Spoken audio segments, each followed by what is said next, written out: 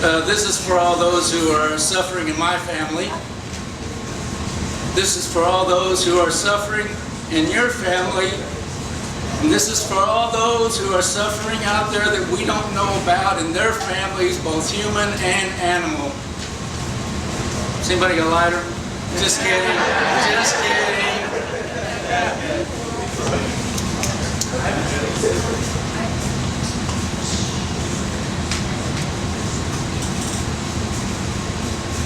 May we find peace, may we find happiness, and may we find an end to all the suffering.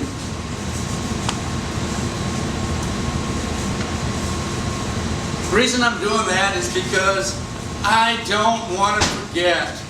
You heard the stories today, you've seen the people in their own lives, and I don't want to forget. I don't want to forget. Say it with me. I don't want to forget. I don't want to forget.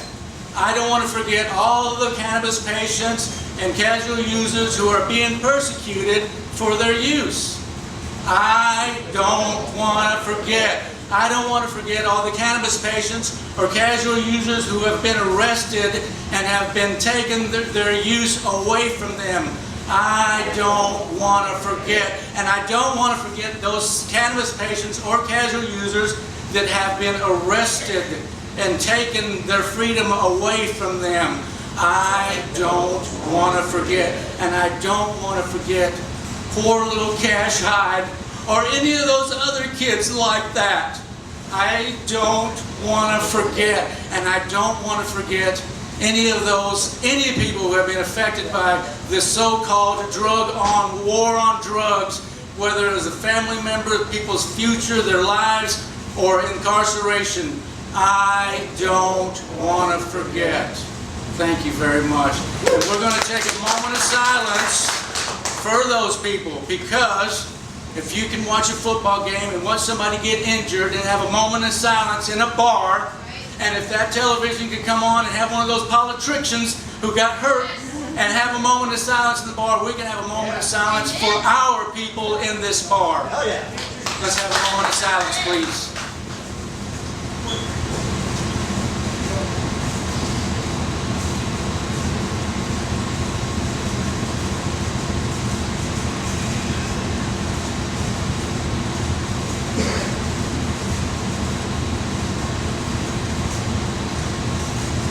All right, thank you guys.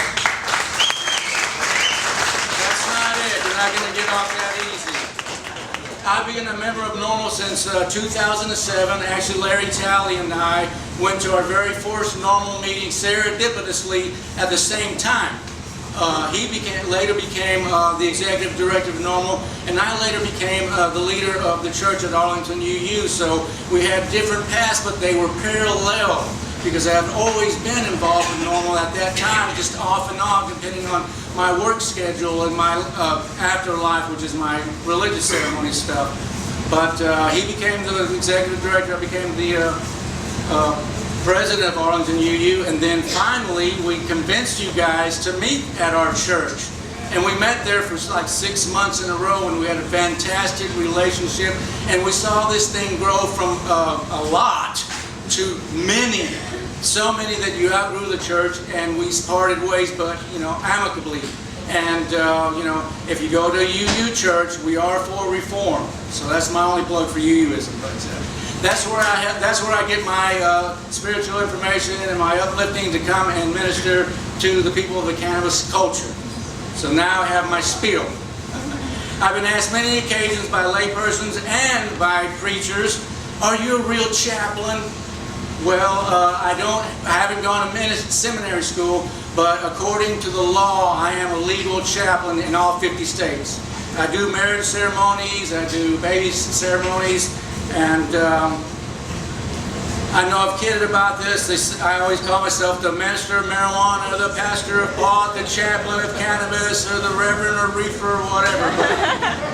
In all seriousness, my ministry is not marijuana, although I'm an advocate for marijuana. My ministry is not for the reformation of marijuana laws, but I am for the reformation of marijuana laws. My ministry is not for the decriminalization of marijuana, although that I am for decriminalization of marijuana.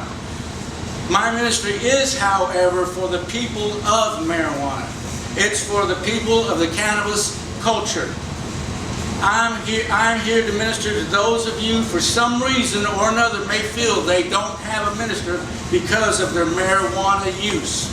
I am a marijuana user, and I can understand many of the issues faced by the people of the pot culture. I know what it's like. I am you. Although I don't use marijuana in my services, but that's only because I haven't reached that level of spirituality yet, and I don't condemn it either. I will not confuse you. I do not want anybody to be confused, so please don't misunderstand. I use marijuana for both medical and recreational use, and have absolutely no qualms about it, and no one else here should either.